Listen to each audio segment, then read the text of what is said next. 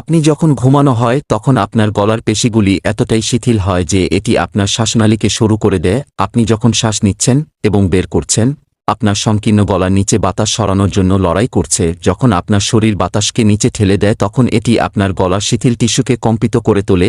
এটি পরিচিত নাক বাঁকানোর শব্দ তৈরি করে, এবং যখন এটি তীব্র নাক বাঁকা শুরু করে তখন অক্সিজেনের ঘাটতির লক্ষণ হতে পারে।